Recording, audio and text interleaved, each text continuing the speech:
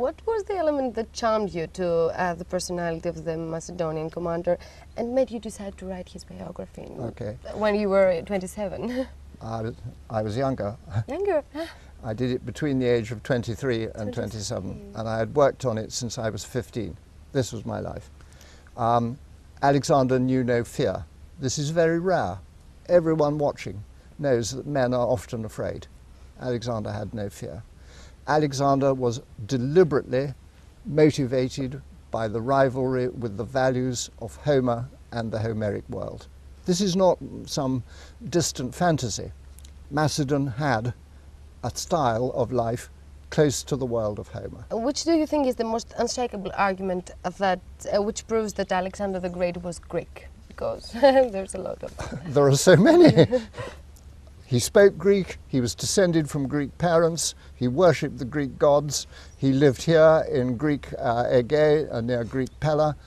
Where do I begin? He loved all Greek culture, he read Greek books, that was his language, with a Macedonian accent, of course, like people speak with a Cretan or an Arcadian accent. Alexander was Greek, that is it. Yeah. You made a reference yesterday about Skopje. Yes.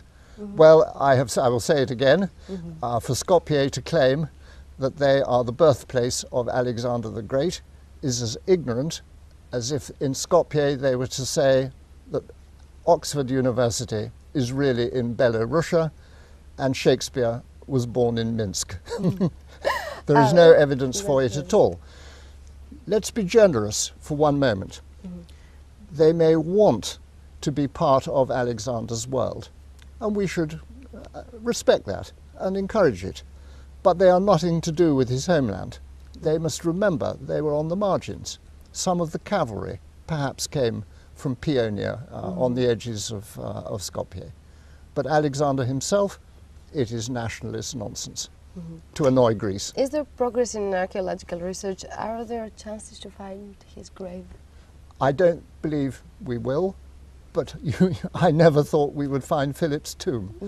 It is down in a deep level, perhaps the ruins in Alexandria below the street plan, and it has been destroyed and looted at the end, I think, of the 4th century AD.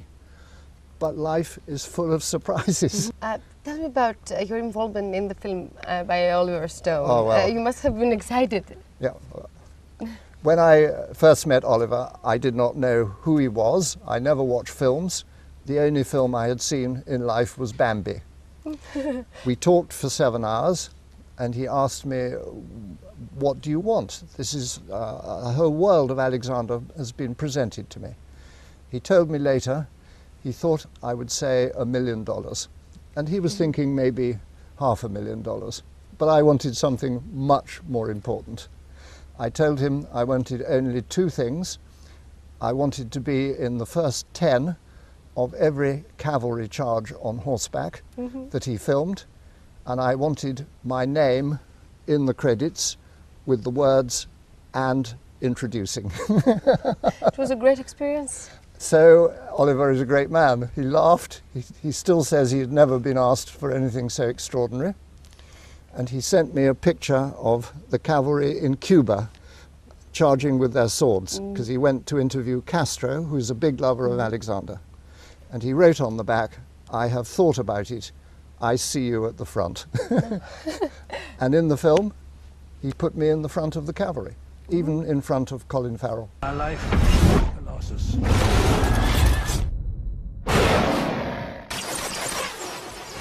Rule of war is to do what you asked your men to do. So, how important is the creation of a digital museum about Alexander the Great? This is the most brilliant idea, and it deserves full support from everybody. Alexander opened the horizons of a new world.